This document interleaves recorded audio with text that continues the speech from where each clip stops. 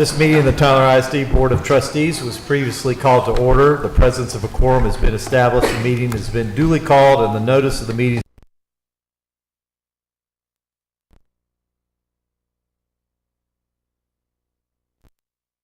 is not a meeting to interact with the public. We welcome you as guests, and we do have a scheduled time within the agenda to address the board.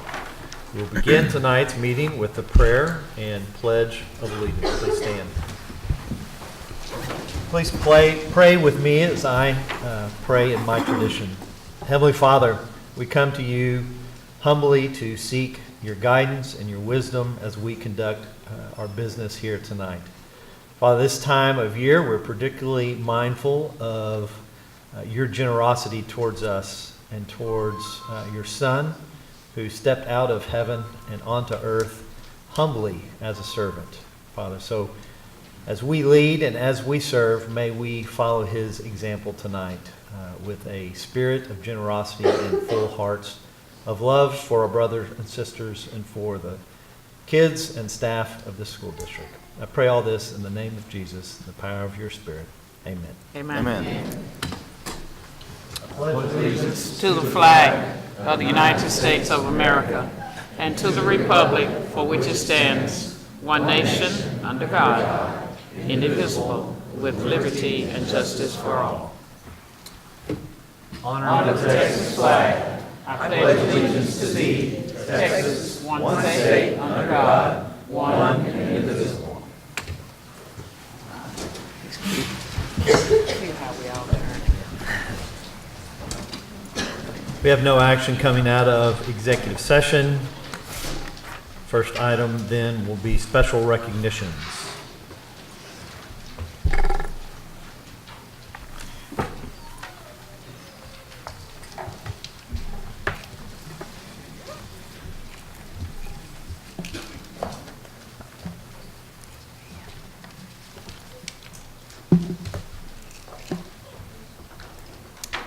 Good evening, board members and Dr. Crawford.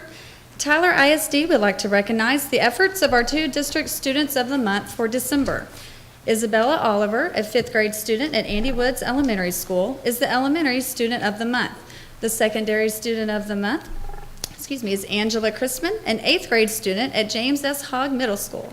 Please direct your attention to the screen for a special video celebrating their achievements.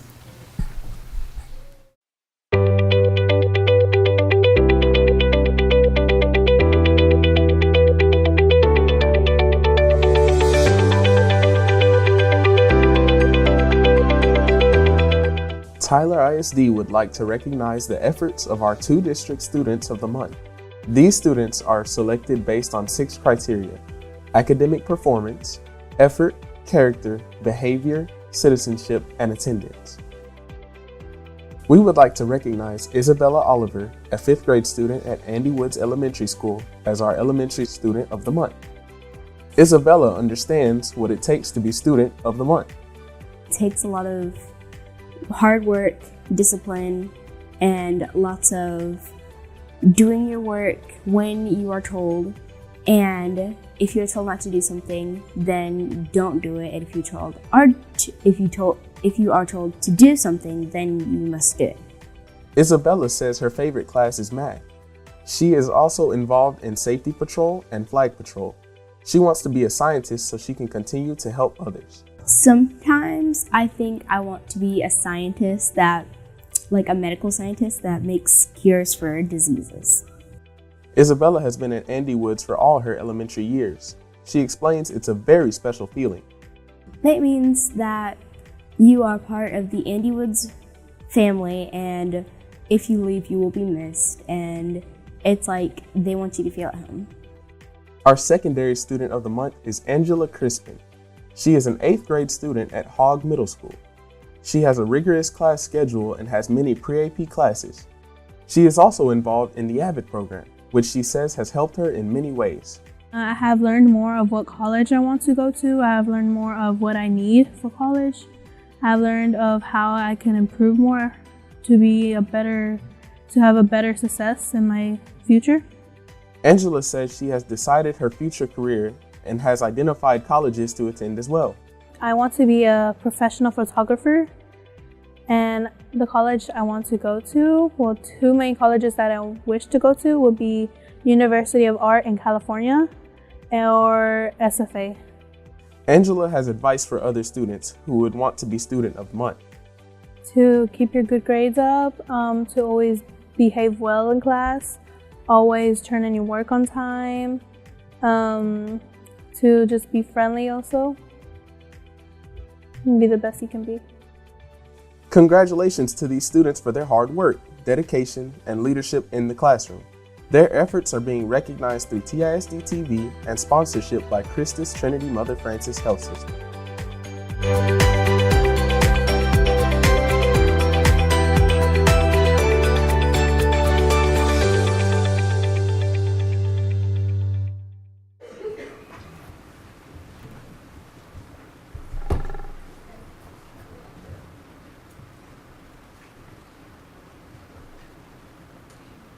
Now at this time, I would like to introduce our elementary student of the month, Isabella Oliver.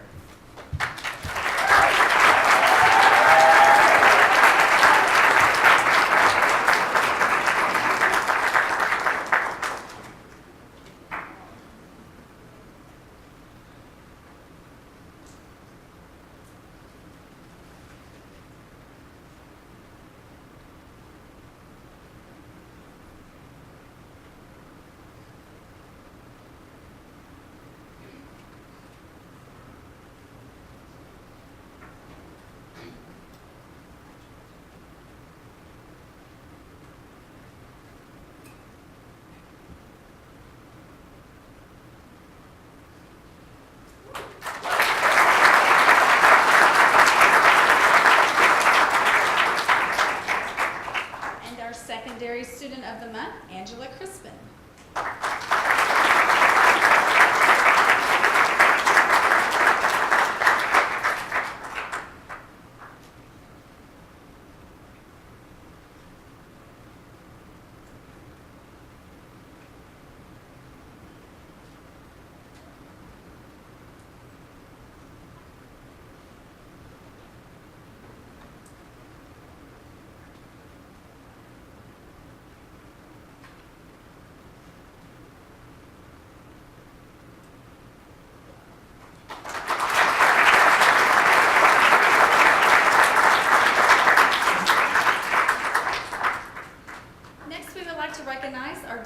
Teacher of the Month.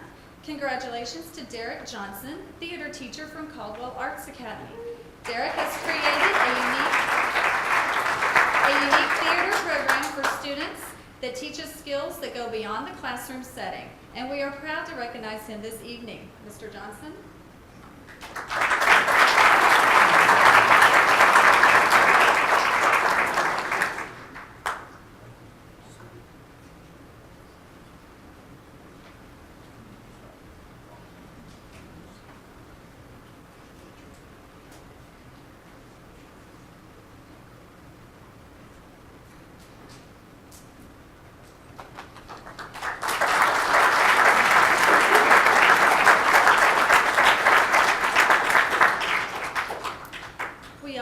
To congratulate Rebecca Howard, a senior at Robert E. Lee High School, for having her artwork featured on the district Christmas card.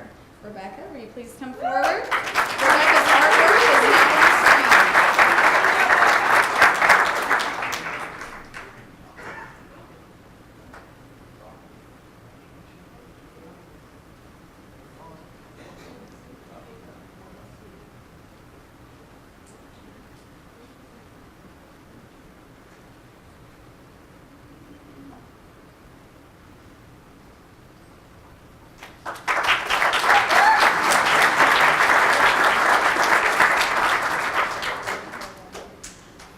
Tonight, we would like to congratulate the John Tyler and Robert E. Lee High School bands for receiving a Division I rating in the UIL marching contest.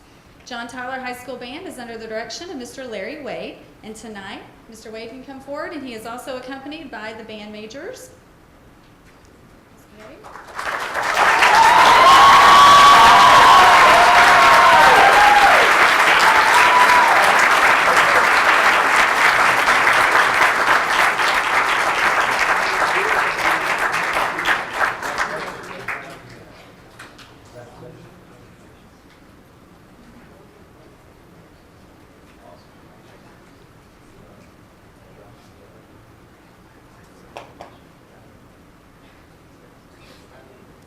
We also have some other members of the Big Blue Band. If you would like to stand where you are, and we can give you a round of applause.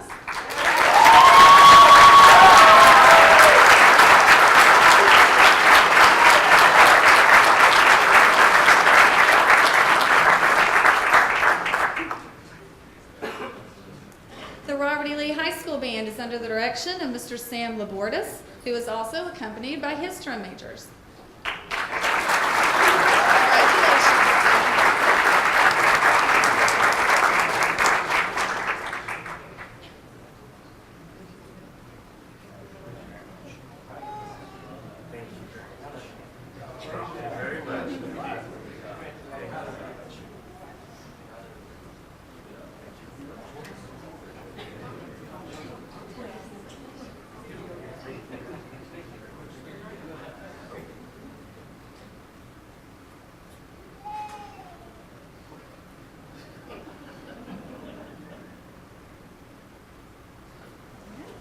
Board members, this concludes our recognition. Thank you.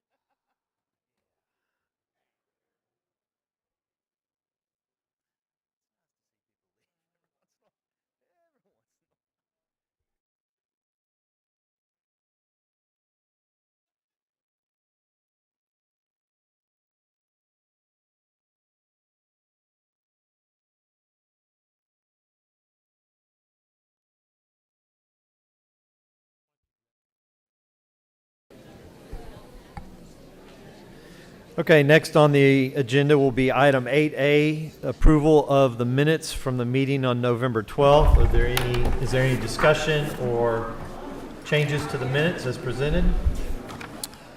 Mr. Not Chairman, acceptable. I move that we approve the minutes of November 12th. Thank you, Reverend Mason. Do I have a second? Thank you, Ms. Washington. All in favor say aye. Aye. Opposed, say nay. Motion carries.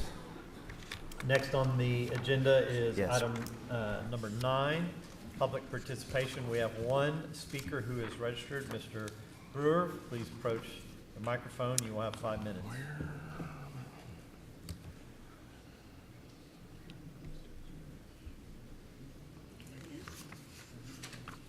Thank you, Board.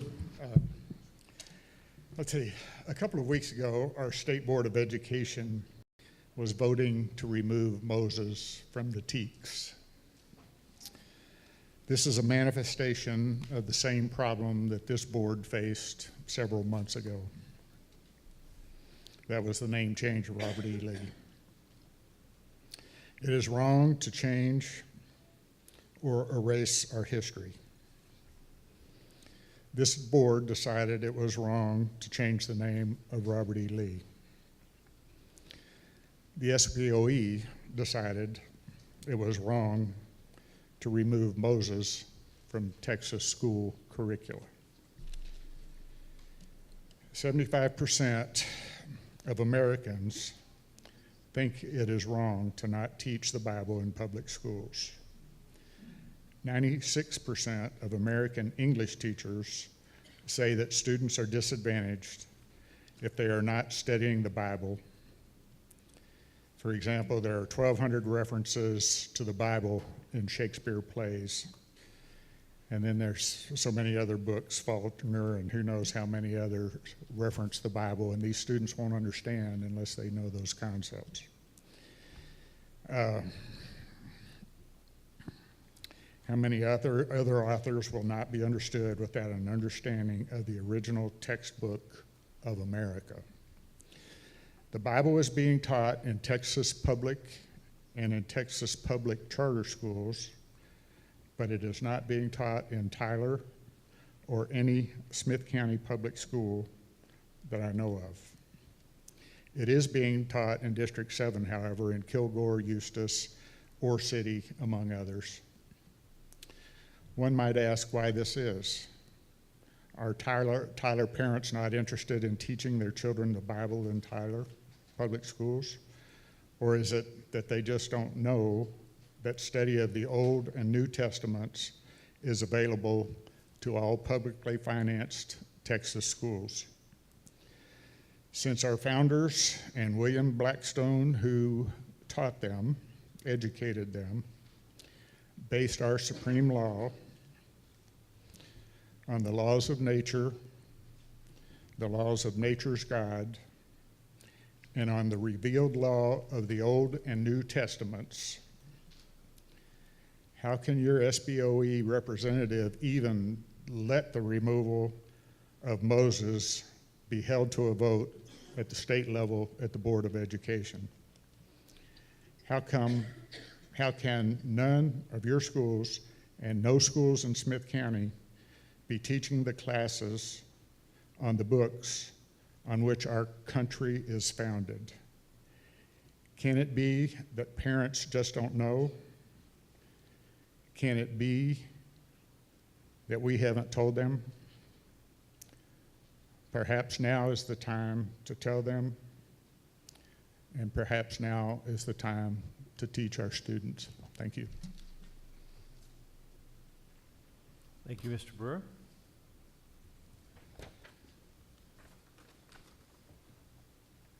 Next up, item 10, business, legal, finance, consent agenda. We're pulling B and D and E.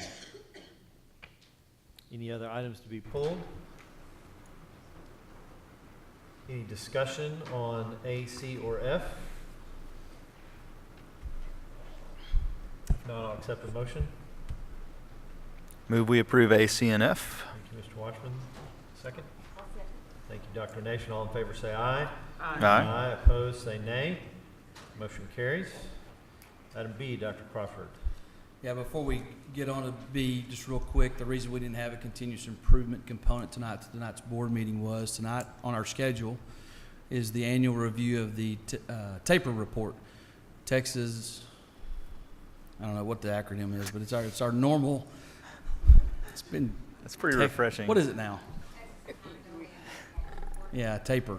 That's all we know as TAPER, the Texas Accountability Performance Report.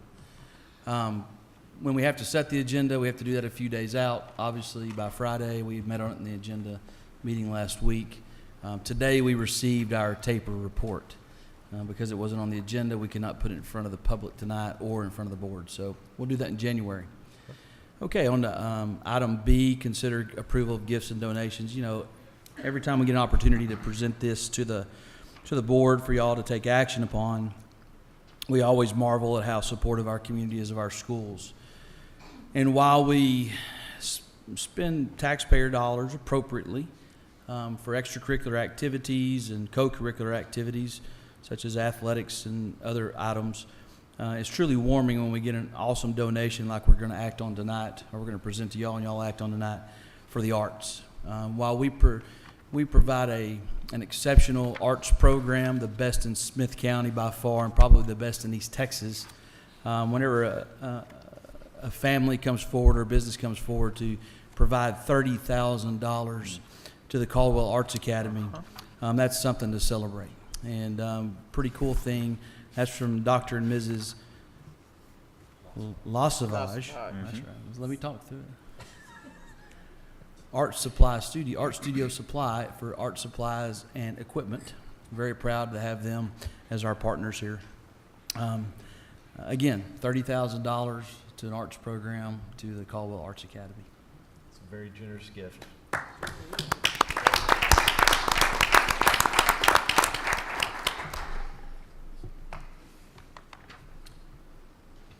Let's see. So I'll take a motion then to accept that donation. With- Thank you, Gene. Is that a second, Wayne? I will second, and thank you so much to the Lasavage family. I will be directly impacted by that gift with a kid at Caldwell and one soon to be at Caldwell, and thank you so much for their generosity. Agreed. All in favor say aye. Aye. Opposed, say nay. Motion carries. Dr. Crawford, D and E, if you want to take them together, kind of. Yeah, D&E. A few months ago, this board was provided the opportunity to act on an agreement with Christus Trinity Mother Frances Hospitals and Clinics, or the system, for the naming rights of Mike Carter Field. And the process of going through that, for the opportunity for our baseball teams to have an indoor batting facility, our softball teams to have access to that indoor batting facility, along with possibly golf, and if they need an indoor place to do this, with the understanding that we're probably still 3 years out from providing both of our high schools under reconstruction the opportunity for facilities on their own campus. We have renderings for you tonight. We had some concern at that last meeting, or not the last meeting, but the last meeting we discussed this at, about its location inside that beautiful baseball stadium, that historic baseball stadium in the Azalea District. We engaged a set of eyes from your board to also inspect maybe perhaps a different location. Mr. Loper was an entrepreneur and actually engaged the city about possibly leasing a portion of their land and actually constructing this facility on that. And so in front of you, you have the lease agreement approval with the city of Tyler. They've already approved it on their end, pending our board approval here. And then the actual guaranteed maximum price with RPR Construction to build the facility. Do we have the renderings on this, Joseph? So as he's getting to that, I think you'll find that this alternate location that was provided, there's a rendering of the indoor facility. It's a metal building. It'll be green, ballpark green, as I like to call it. I'm sure the doors will be white. But that's actually the shot. Man, where are we going? There we go. That's actually the shot right there of where we'd like to locate it. Joseph's going to figure out there you go, right there. Hurry up. Right there. Okay, so to the upper right there are existing batting cages inside of Mike Carter Field. There's a metal building that's just to the north of that, just to the top of that. Over here you see there's some storage bins over here that used to hold all of our dirt and field conditioner. When we used to have grass and dirt on the actual field, now it's synthetic. So that's actually part of the Mike Carter property that we own. And just behind this to the south, between the railroad track and those bins, is the actual site that we'll actually utilize to place the facility. There's one more slide, overhead shot, that I'd like to show the board there. So that's the approximate placement of the actual facility right there. You'll notice on the left side of it is actually a tree line that during the spring and early fall, when we're having football season, we'll be able to protect that view from anything at Rose Stadium. To the left there, you see the berm that is the very top of the bowl at Rose Stadium. We'll try to be least invasive as we possibly can. We don't think it's a protected wetland right there. We are going to try to remove those bins, since we don't use those bins anymore for storage of dirt and other types of materials there. The bid came in under the $300,000 limit that equals the sponsorship agreement with Christus Trinity Mother Frances Hospital System, and made sure that came in under bid. We did have to do some value engineering with some of the lighting and some of the square footage of it. We'd built in some extra storage space, I believe, in there. Also, Greg Priest found an alternative to the actual synthetic flooring that'll be placed inside of the facility as well. So, coming in under budget, we found an alternate location for this board to consider. If you're sitting inside the stadium, that was a big deal for me when we were looking at this. You will not be able to see this facility. If you're on the home side looking back towards first base, the big grandstand bleachers and trees should be able to block that, so it's not going to take away from your view and your ballpark experience. Any questions for Dr. Crawford? Comments? Out of curiosity, I couldn't tell from the renderings. The print was a little small for my eyes to see the actual dimensions. Square footage? Square footage, yeah. Just That's great. Both of them aren't here tonight. It's okay. Any way we can zoom in? I cannot tell you the actual square footage. It's supposed to fit 3 batting cages Okay. running long ways, and that's a pretty good size there. Okay, I see them now. Is it not in your packet? It is, it's just small. Hard to read also? Yeah, Apologize for that. that's okay. It's okay.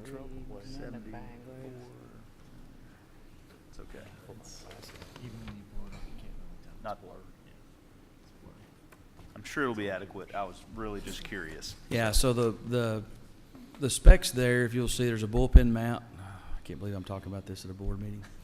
There's a bullpen mount there and a batter's box, so you can actually have bullpens in there. So knowing that the distance from the pitching rubber to home plate is 60 feet 6, Okay. I'd say that's probably, I don't know, upwards of, it looks like there's a 7 in front of that, maybe 76 feet long. I'm not sure how the width of it. I call it 60. Okay, Thanks. sure. Any other questions or comments? If not, I'll accept a motion on D and E for the use of non-taxpayer dollars to build out this new batting complex. Mr. Chairman, I move that we approve the administration's recommendation for Roman numeral 10, D, and E. Thank you, Reverend Mason. Do I have a second? Second the motion. I've got One question, You have a question? just a legal question. Okay. John Hardy, it says that agreement can be terminated by cause. Tell me what by cause is. Is that a default or? Default could be one thing. The lease agreement, it also calls for the public to be able to use it subject to our needs at TISD. If we were not cooperating with the city facilities, that would be cause. Okay. Just wanted to make sure there wasn't just like, you couldn't just decide to terminate because you felt like it. No. Yeah, it's got to be pretty serious if someone's investing money, this much money, for there to be a termination. Exactly. That's why it's for 30 years. Yeah, okay, that's all. Okay. If there are no other questions, then all in favor say aye. Aye. Opposed, say nay. Items D and E are approved. Under item 11, curriculum instruction consent agenda. If there are no items to be pulled, any questions or comments? If not, I'll accept a motion. Mr. Chair, go ahead. Okay. I don't think your mic is on. I couldn't hear you. Okay. Thank you, Dr. Nation, for your motion to approve A, B, and C. Second. Thank you. All in favor say aye. Aye. Opposed say nay. Motion carries. Superintendent staff reports. First on the agenda is school construction. We have Cherie Jones and Brady Bedingfield, both project managers for the district. John Tyler High School will be up first. Then we'll talk about Robert Lee High School. Things are starting to move a little bit. If we get Mother Nature to cooperate with us, it's been kind of a wet fall, and excited about the progress we're having there. We're going to turn it over to the facilities department to provide the board their report.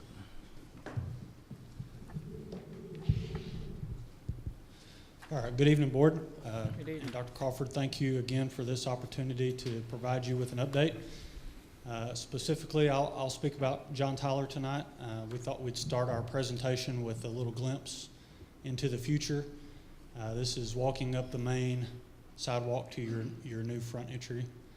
It's very prominent, and I think it's beautiful. But looking forward, we've made a lot of progress since our last board update in August, and we're going to go through this pretty quick. Just to reorient you, we're in phase 3 of our building package. This is an overall site view. The red outline is our building footprint. To the far left is our fine arts and our performing arts center. In the center is our two-story academic and administration wing, and then the top right is our new gymnasium. As we go through this presentation, you'll be able to follow along on the key map to the right. It'll indicate where we're specifically showing photos. But this first photo, also as far as organization goes, we're going to talk about specific areas first as it goes through and then move to the next area. So the first area we're going to talk about is what we consider Area 7. This is our new gymnasium. It's on the north side of campus near the VOTEC building. And this photo that you see here is our very first concrete pier being installed. It was a big day for us. This was back in August. The piers on this project range from 26 inches in diameter all the way up to 36 inches in diameter. They range in about 30-foot deep increments, and we have over 3,000 linear feet of concrete pier on this job. So it was a fun pier job. Obviously, all those are complete to date. This photo kind of shows you the procedure that we go through when we're installing piers. On the far left is a drilling rig. It has an auger. That's what excavates the holes. The skid steer you see hauls the dirt away that's been drilled out. And the big crane that you see there is setting a steel casing. That casing provides safety as far as keeping the edges of the pier hole open and not collapsing. Once the casing is set, they'll set a rebar cage in and start filling the hole up with concrete. And then they bring the concrete up and then gradually start pulling the casing out. So that's a real quick overview of what goes on there. But the whole process takes well over an hour for each hole. So, How many holes total are projected for this? It was over 100. Okay. And they're all complete, 100% complete. This photo, so once you get your concrete piers in the ground, we tie them all together in our foundation with what's called a grade beam. And this photo is just to show you the intricacies of what's required as far as rebar goes. It's like weaving a basket around our piers. It's a lot of man hours involved in this, a lot of blood, sweat, and tears. Well, hopefully no blood, but a lot of sweat and tears. But all this takes place before we even get to pour concrete, so it's very challenging. Here's another view of our grade beam. So this grade beam, again, is on our Area 7 new gymnasium. You see the forms on the side, and about midway up the photo, you can see what we call anchor bolts. These anchor bolts are cast into the concrete, and that's what holds your structural steel above it. Once the concrete is placed in the grade beam and it cures, the forms will be pulled off, and then the dirt will be backfilled up to the concrete edge, and then we're ready to place our slab. This photo shows our slab at our new gym. It was over a 200 cubic yard pour over Thanksgiving break. We try to schedule our pours so that we impact school operations as little as possible. So this was a 3 a.m. pour. It was a pretty chilly morning, but it was great to get our first slab down. So Should have called me. you could have brought donuts. I was joking.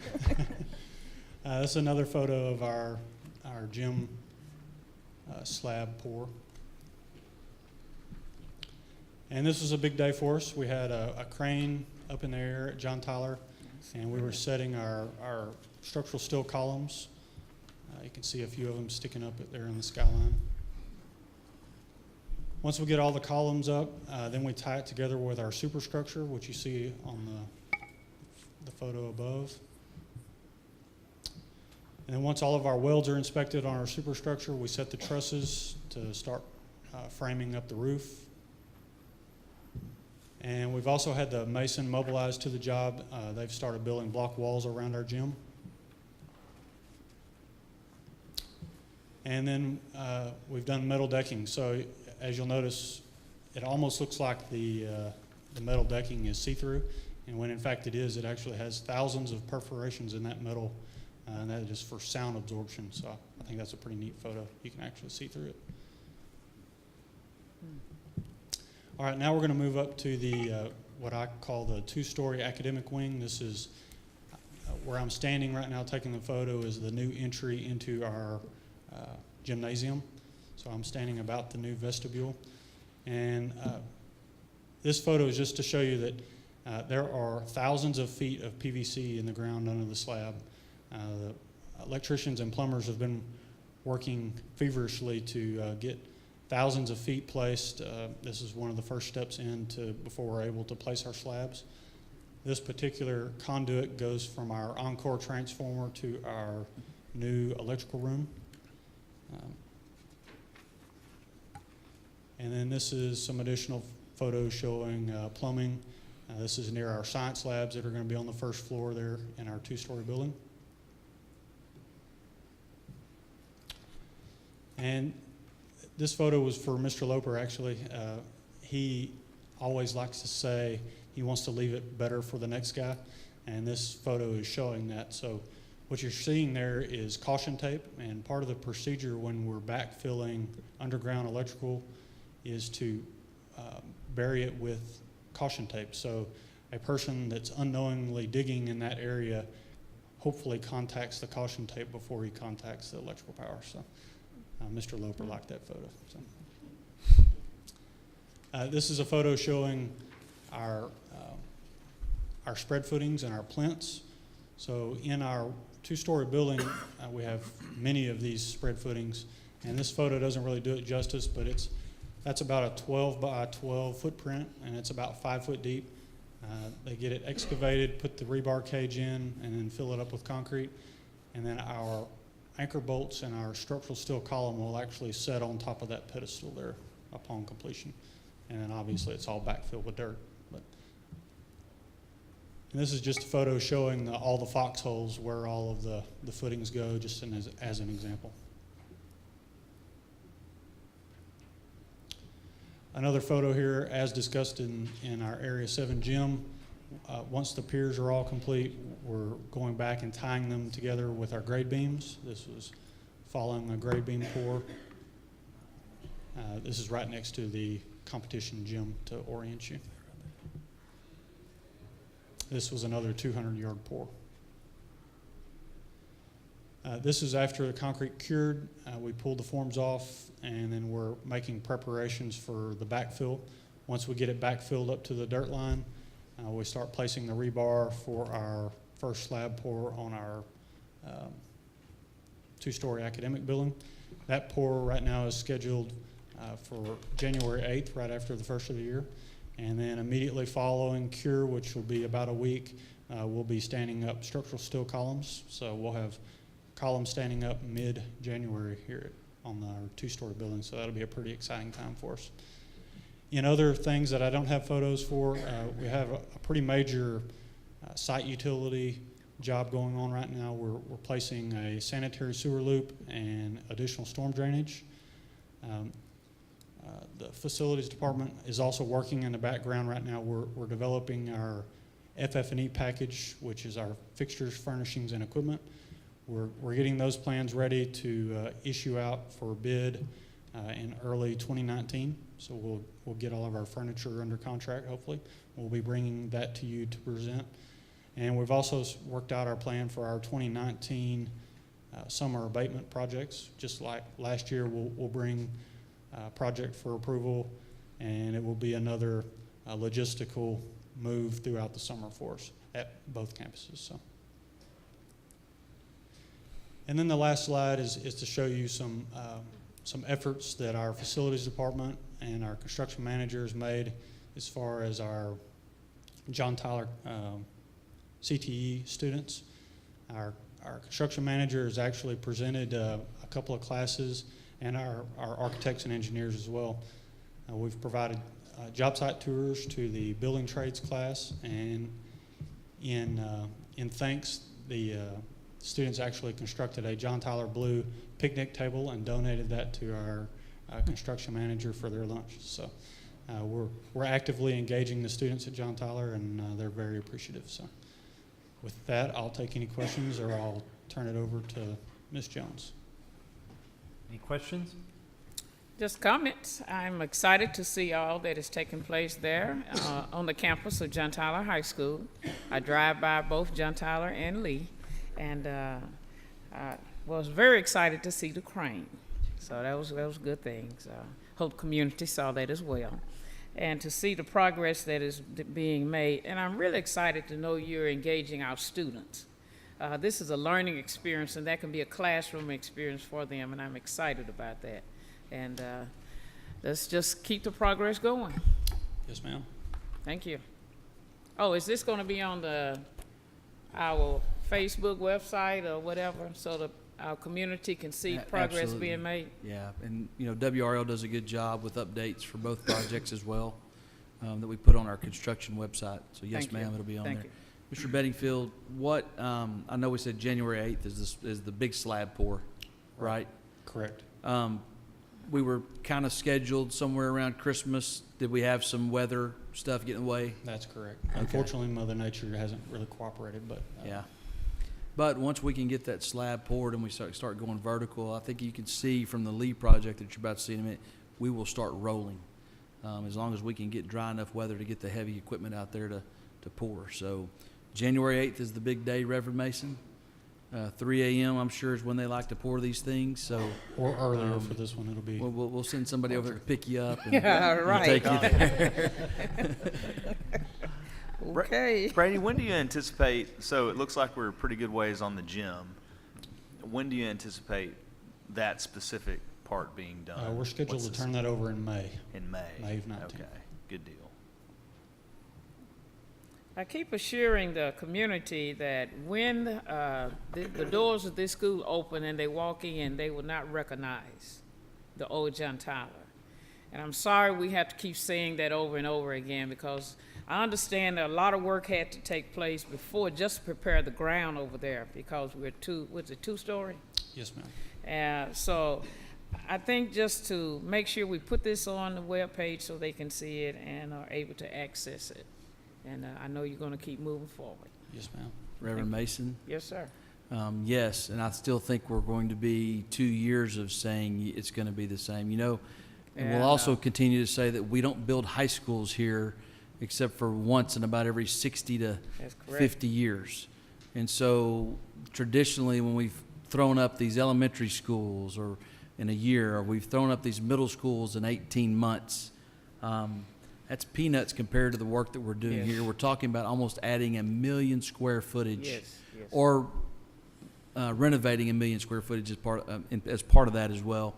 And I just don't think our community understands. It's hard to understand. It's hard for us to understand because if you saw the pictures of the engineering that takes place on this, the design, the intricacies of construction, we want to get it right, because we're not going to build another high school again for another 60 to 75 years, hopefully 75 years on these, because we did a pretty good job on this, or the community allowed us to do a good job with the funding. And so in saying that, I've had some folks contact me to the point someone wrote me a letter and said they expect these buildings to be open for the school year of 1920. We didn't say that. We have never said that. We didn't say that. And I had to ask my own son, who will be a senior in the school year of 1920, if he's the one that sent that to me. What was the answer? He just kind of smiled at me. The little guy's been in portables since 6th grade when we were in West. So in saying that, he's just going to have to survive, and we're not going to speed these things up. We're doing them right. Right. Mother Nature gets in the way. Geopolitical issues get in the way. But we're still on schedule, on target for opening these buildings up in the fall of 20. So I'm glad you brought that forth, that we have to keep reassuring our public of that. There's no scandal. There's no questions about whether or not we have the funds. We're on target with our budget and our construction to open the fall of 20. That's great. Thank you. So on schedule and then under budget as well? Or on track for budget? On track for budget. On track for budget. I'm sorry, Gene, did I interrupt you? No, not at all. Oh, okay. I just have one question I'd like to ask. This new gym that you're building now, is it gonna be north of the present gym, the large one, right, that's already there? I would say northwest of it. Northwest of It's the, between the competition gym and the cafeteria. and the cafeteria? Yes, ma'am. Okay, thank you. Yes, ma'am. Any other questions on the John Tyler project? Then move on to Lee. Thank you.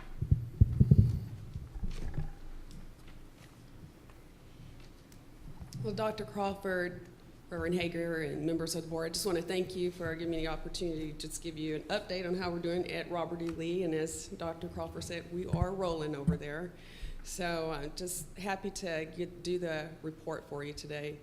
As you're looking at this slide, this is an updated rendering of the 3-story academic building. And I think overall the community will be extremely proud of the overall project when we get through with it. This slide right here gives you a complete view of the site, and I just wanted to go over with you our foundation pours and parking lot driveways that we've completed to date. So everything that you see in blue would be all of our parking lots, driveways that are completed. Everything in red is our 3-story academic building, and that's areas A, B, C, D, and E. Everything in pink would be our fine arts location. So that's dealing with orchestra, band, choir, drill, and dance. That's that location. Also our art classrooms. Everything that's in J is our kitchen location, and that's the yellow that you see, that's J. Some of the areas that we haven't worked on just yet are our cafeteria, areas G and F, which are the location of our CTC classes. We actually have waited to enclose area H. That's going to be the last pour that we do because we'll have to move our crane to the outside of the building. So it's just more or less the most cost-effective way to do things, and that's why we're going to wait and do that last. And just to kind of go through the other S&T, that is our indoor athletic facility. And then N and P are going to be our practice gyms, and the other Q and R is up at the top, and that's our current competition gym. So just going over area C, this is our first foundation pour that I'll talk to you about, kind of leaving off from where we stopped in August. We had to pour area C in 2 locations. We started with the north, and then we went to the south. This is a view of our interior and exterior framing for areas A and B. Pretty much everything is completed for floor pours that we have for areas A, B, and C. We had, of course, some weather delays in there, but overall I think that they have worked through all of the problems that we may have encountered with any weather issues. We put enough float in the schedule to really make up some days, so it's worked out for us so far. It's another picture of our 2nd floor decking for area C. Mechanical overhead rough ends, pretty much areas A, we've worked on the 1st floor and the 2nd floor, and area B, we've worked on the 1st floor, some parts of the 2nd floor. And we haven't quite touched the 3rd floor just yet, but we are prepping for that area. Some of the other things going on in this area, you'll see a little bit of sheetrock that's going on. And so as you can see, it's definitely progressing. Also, we have our roof decking. This is B for areas A, B, and C. We also have our rooftop air handlers. Were delivered this past week, so if you look out in the parking lot area, you see quite a few of those in storage as of right now. This is a really nice picture of our 3-story academic building where you can kind of see the overall structure for areas A, B, and C. Now this is a great picture just showing you the front entrance as you go into the 3-story academic building. I think that overall when people come to this space, they'll feel as though, wow, this is something to be very proud of. The only way that you can have interest and access into the building is you have to go through the receptionist.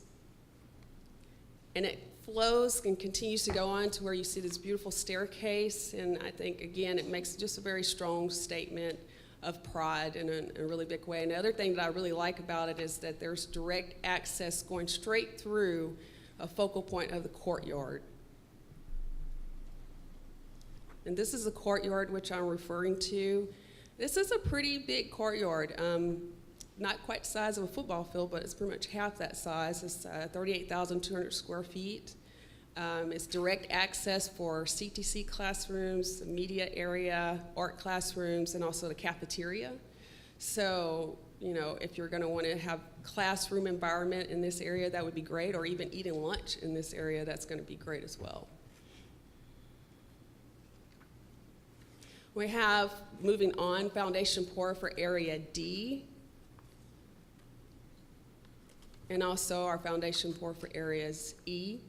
And that pretty much completed our 3-story academic building. So by the end of October, we have completed the 3-story academic building pour, which was a big milestone in our project.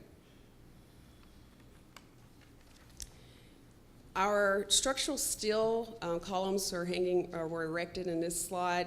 This is areas D and E. And this is first part of December.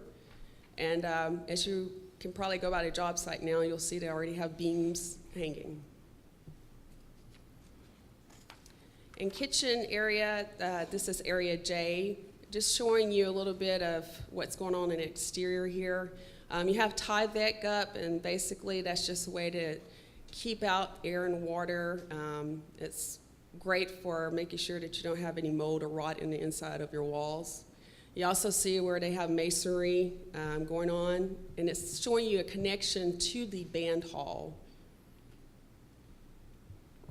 In your kitchen area, you see the interior framing. We have that going on, as well as our mechanical, electrical, plumbing, overheads. There's some sheetrock that's up. For the fine arts area, it's very similar to what we did for area C, and just kind of showing you the way that we have to sequence things to make sure that our schedule is flowing. We actually poured the south part of area K at the same time that we did the north part for area C. So we poured north area C first and then went to area K later on in the day. So it's just a way that we can progress things in the schedule and work through it that way. And just to let you know, this is the location for our art classrooms. Here you can see the structural steel decking up, and some of the plumbing overheads that are going in. That's right, as you can see that as well. And that's location of our art classrooms. And then we have area L. We poured this in 2 areas as well, so we had to do the east side first, and then we moved over to do the west side, which is where your band hall is located. This is a picture of your future orchestra hall. If you can see, it's a pretty spacious room, definitely room for growth. I really like this picture because it just kind of shows you how there's a connection between the band and also orchestra, and there's a wide corridor, and that's great for band students going in and out of this space. This is the band hall where they poured the foundation, done the first part of October. And then just to talk to you a little bit about what Brady mentioned, is we do get a chance to work with the students. And I just wanted to say that we don't do that without purpose. I think that, one, we get a chance to talk to them about careers in construction. And when they're out there on the job site, we actually inform them of various roles that they could possibly have as a career path in construction. The other thing is just, it's fun, you know, that a lot of them have never been to a job site before. So this is a great learning tool and a way to engage the students of taking what they're learning in the class and then applying it into what's actually going on in the field. And the last thing is, I think, is that, and I'm sure Brady can agree with me, is that we get a chance to be that of mentors to the kids. And I think every kid needs to have some sort of mentorship in whatever it is that they're trying to pursue to become in their life, because you need the support, the encouragement, and you need guidance. That's really all of the slides that I have. As far as what's coming up, we are getting ready for abatement for the Christmas holidays. We will be working on doing a remodel for the theater on the west side. It's 3 classrooms, and I want to just say that our the theater department have done a great job of working with us. They're amazing, and I'm saying that because it's the truth. They really help us to make sure that this transition goes smoothly. So I really do appreciate them. And we'll be working on that area from December all the way to April of 2019. That's pretty much everything that I have tonight. Do you have any questions?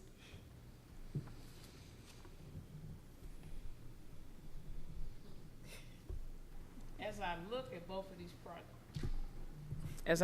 of these projects, it appears that our Lee campus will be completed on time. I'm looking at great progress. I'm still trying to understand. I know we had to do a lot of groundwork at John Tyler. There was a lot of preparation. You're connecting buildings.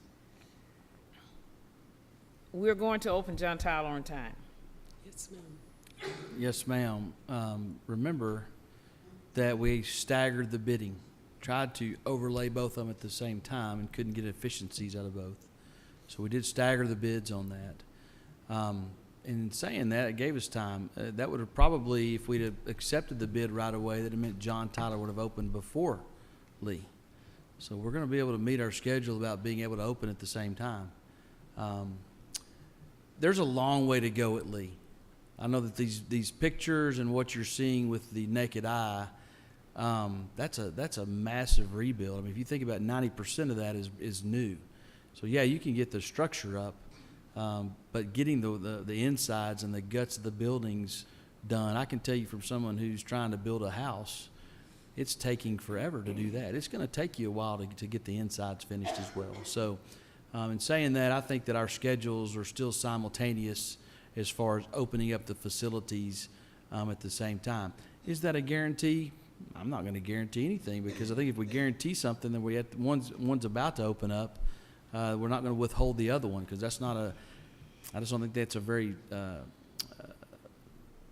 fiscally prudent thing to do, just to delay one just so the other one can open up. So I wouldn't delay, but I would hope that we would be forthright and let our community know that if the school is not going to, I wouldn't want to see us rush it. Yeah. And half step, so to speak. I would rather see us do a great Yes, job ma'am. and then go in, and if Yes, just ma'am. let them know. We're a long way out before I can sit here and tell you that that's going to happen. That it's not going to happen or it's going to happen. Again, we still got a good 2 years of construction left on these projects. That's true. We've got a good 3 years left in construction before both sites are completely finished, including the athletic fields. So this is a marathon and not a sprint. And I certainly can say that the work that's been done to now, along with the contractor, WRA, who I'm sorry, WRL. They had a name change I didn't know about. WRL has provided us the information that things are sequencing as projected. Okay. And that is the contractor, who is local.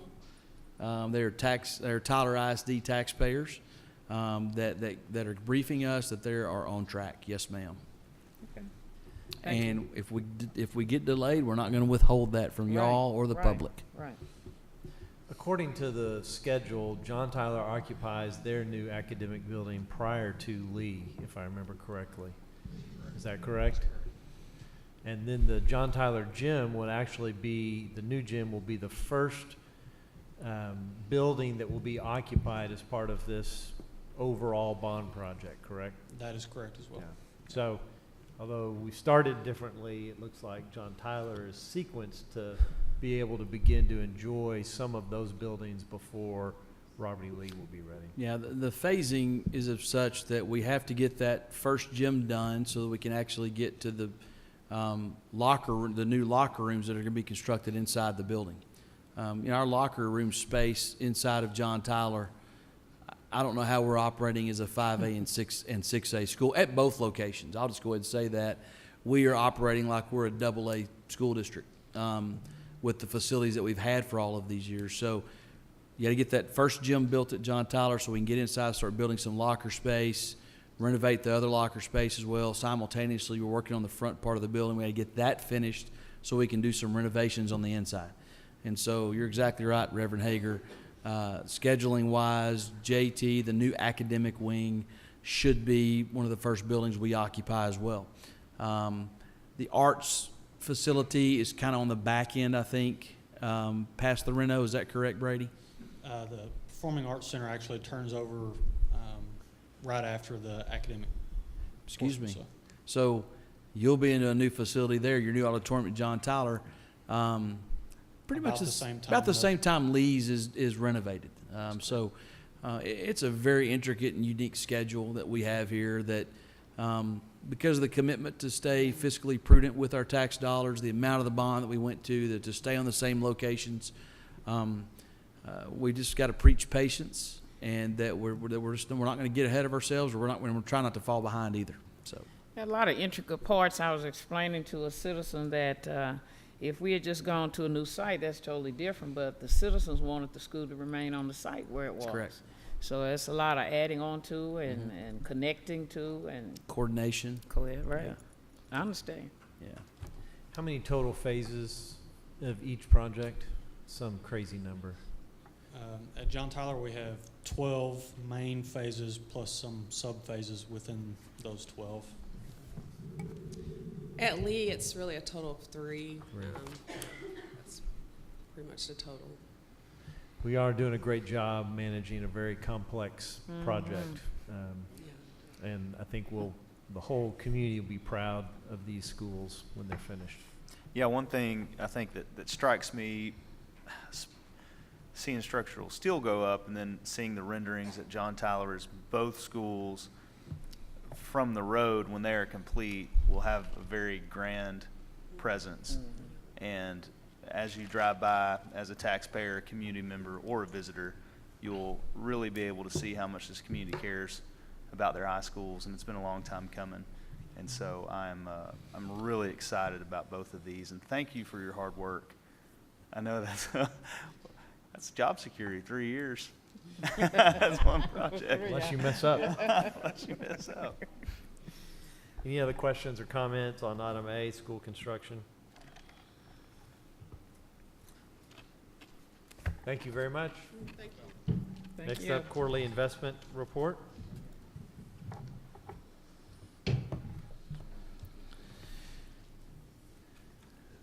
Tasha's waiting for a Tasha. signal. Absolutely. Why don't you come on up to the podium, the best CFO in the state right here, Tasha Bjork.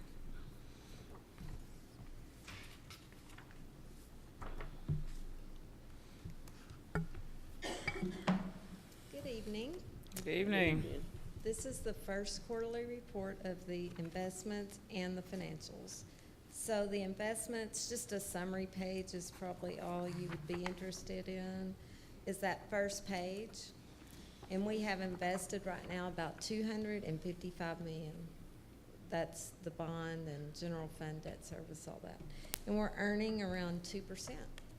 So we've improved that some. So we're really diversified into a lot of different things, as you can tell, CDs, pools, federal agencies, muni bonds, a lot of different things. So we're well diversified, and we're starting to get pretty good interest on those. So any questions on the investments? Just to remind the board and the public in regard to that, we changed our investment policy that was pretty restrictive to 1 year and just limited to some pretty narrow investment pools. Most of them were with the Texas Association of School Boards. We still do that, but by this board having the foresight to be able to go do that, I think we're reaping the benefits of y'all's policy adjustment to go past that pretty narrow scope. Right, 2 years. 2 years, yeah.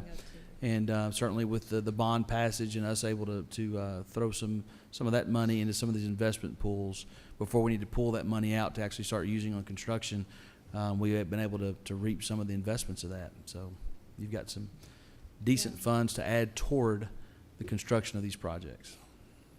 Tasha, do you happen to remember what our forecast was for what kind of yield we were going to get on invested bond proceeds? I think it was like less than 1% when they That first. was my recollection. So we're double the proceeds Yes, at this and point. I can't really see a page number, but the bond proceeds are like 2 pages after that front summary page. It says capital projects at the top. And these are all our investments for the capital projects funds. And you can see the yields and the maturity on some of them. Now, some of them go out further than 2 years, but they're going to be called. They'll be called within the 2-year period, but we're getting pretty good rates on them. And then if you go back further, it's kind of far back in here. It'll show you the interest earnings by fund also. And you can see how we've done on capital projects for 3 months, because this is from September 1 through November 30, we earned around $1 million. Great. So that helps us in our process of going through this. The financials start on page 96. And again, this is September through November. And there's a comparison summary sheet at the front showing general fund, food service, debt service. And it compares this year to last year around the same time. And as you can see, it's pretty standard, pretty even. And then the next page are our grants, and then the health insurance fund. Shows right now we have a loss of around $200,000, but that's pretty minor. Last year it was more than that at this time. So, any questions? I don't have a question, Tasha. I just want to say I've watched you do this now for a long time. And it's, you make us proud, the Thank work that you. you do. Thank And you take it seriously. And I appreciate how you're looking out for the school district. And I hope to see that Tyler appreciates how we're investing our funds and being, as we say, fiscally conservative. You're doing a great job. Thank you. Any other questions or comments for Tasha?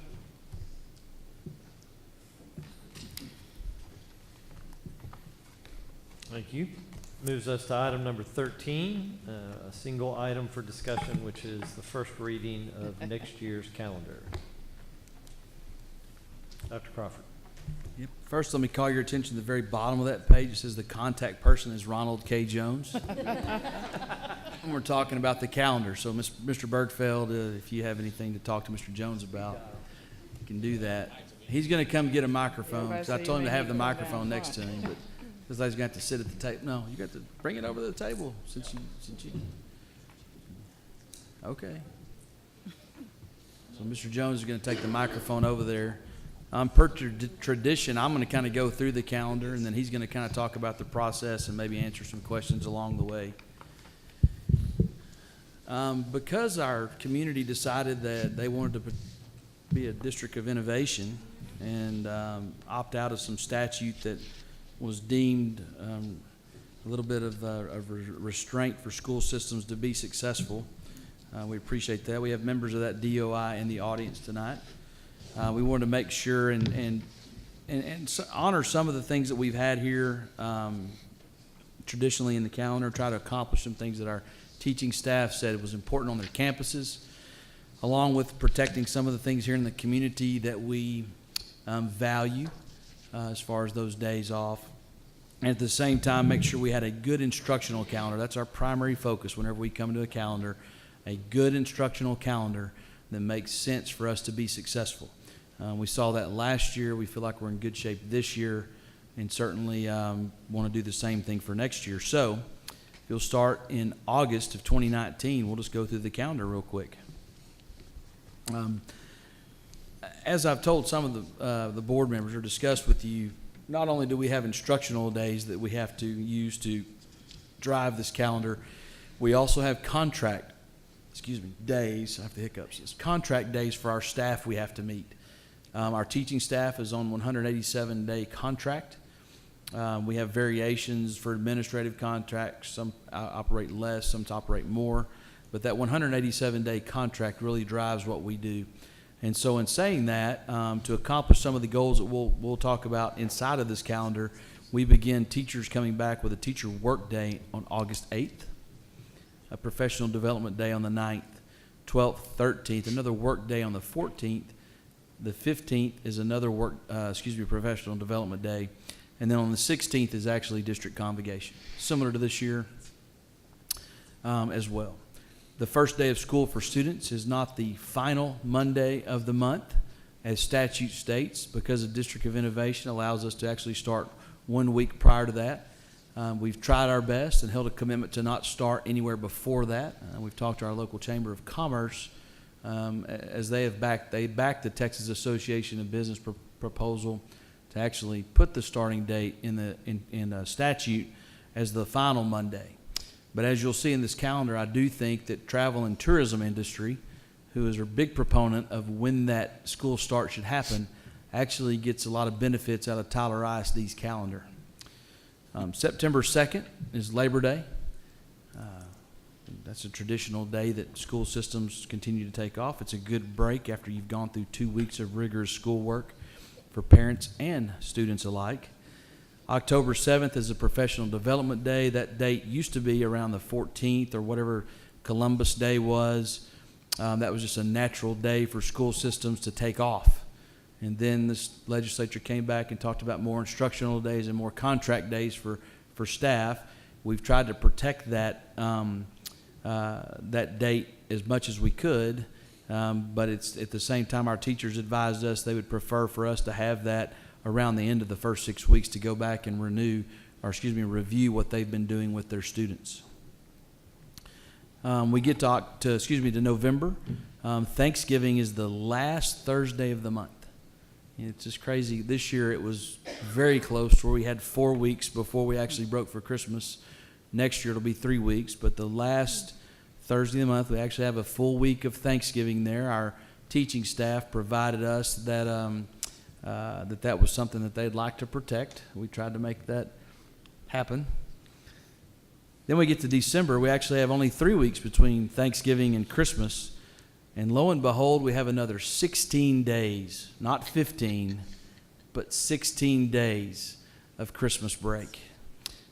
Christmas break being, we love when Christmas can fall on maybe a Monday or a Tuesday or a Wednesday, and we can actually carry out our schedule, our calendar, as far out as we possibly can before we actually break. Early release date on December the 20th, similar to what we're going to do this coming Friday.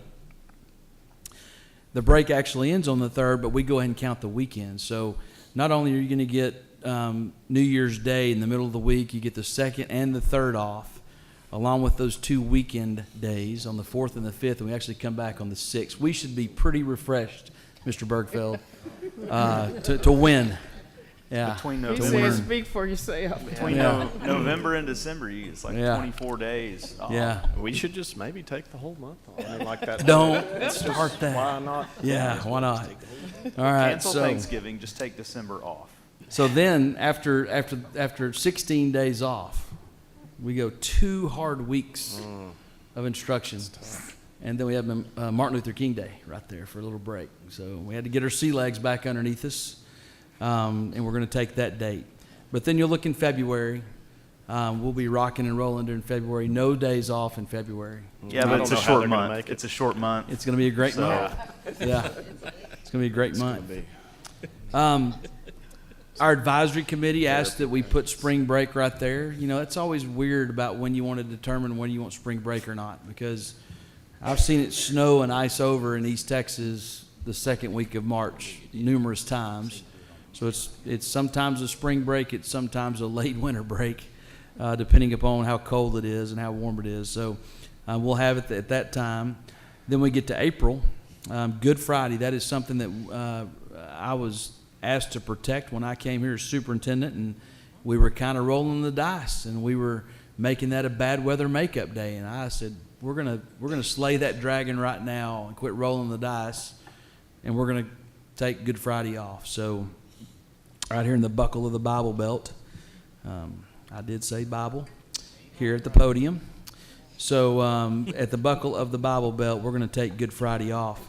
State testing, just as a side note here, we were kind of waiting on the state to make up a decision. They'd actually pushed a lot of the testing calendar backwards, back towards the ends of the month, to where it was going to make it very hard for us in some cases. But you'll see in that April, mid-April testing, and then all the way into May, we used to have a lot of testing into March, and they've actually pushed that back now. So April and May, we have a lot of testing in there, and then we're actually set to get out on early release day on May 22nd. That's right, before Memorial Day.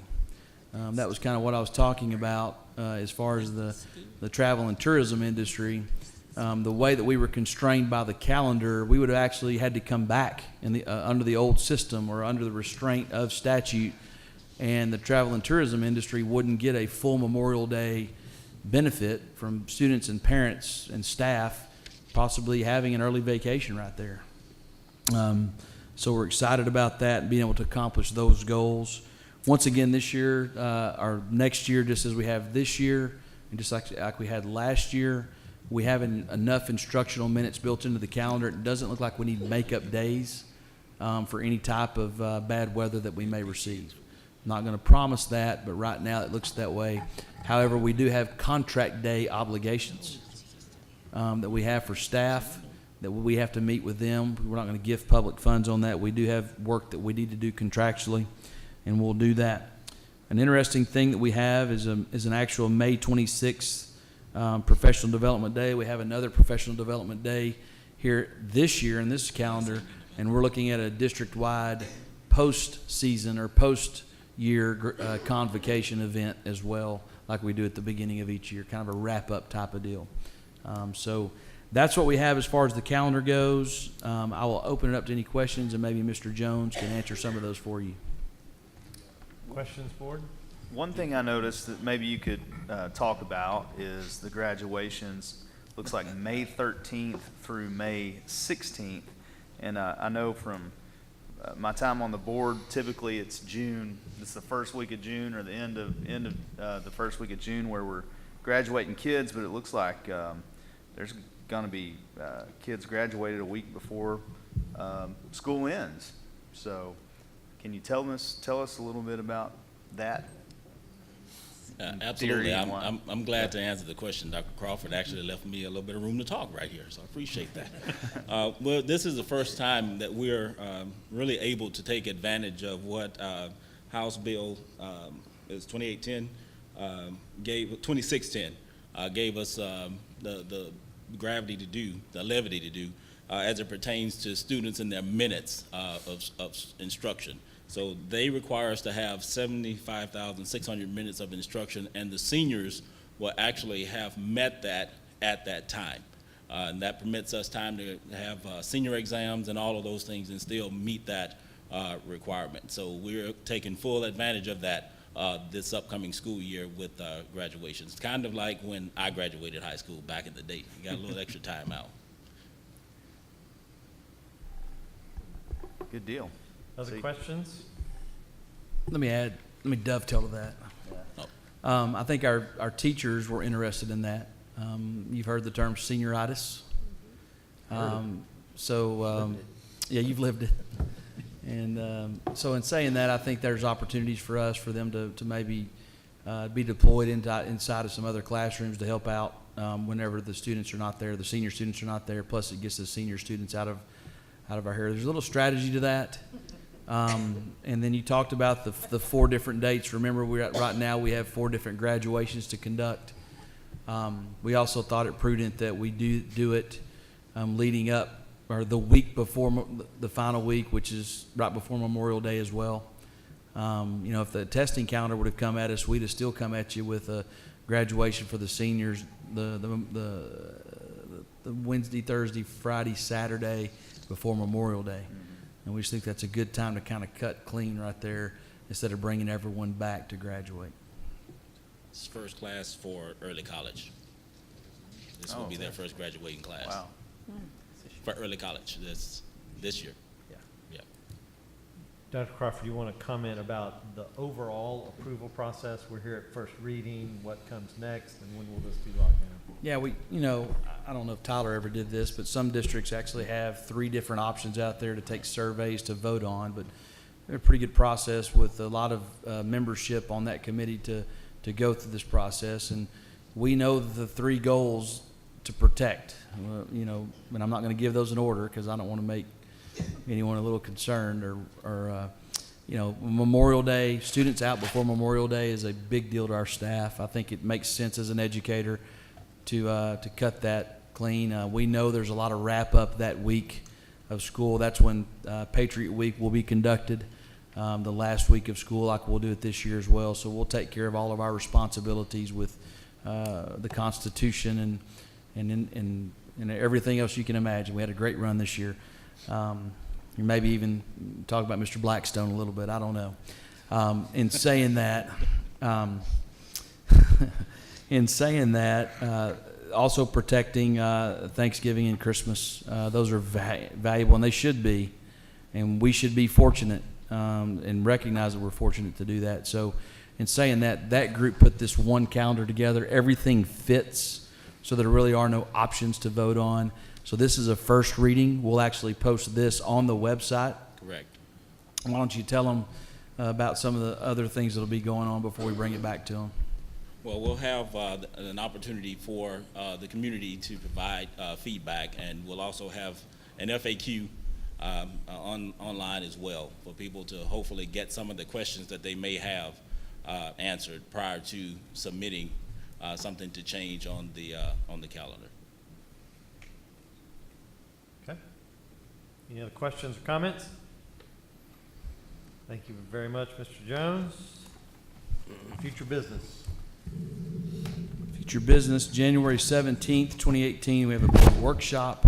That's on a Thursday, and then a week later on a Thursday, we have our regular board meeting for January. It's on the 24th. It's going to be a jam-packed board meeting. We have a lot of items on there that we need to get going for the second semester. That's on a Thursday as well. Remember, we're pushing that back because that Monday evening is Martin Luther King Day. We do observe that. Let me remind the community that's here tonight, we'll have a reception for Texas School Board Appreciation Month, at 5 p.m. in this room, so that you can meet and greet and tell them how thankful we are to have them and serving as our school board trustees. That's what we have for future business. 5 o'clock reception on the 24th. I'd like to have all of you here.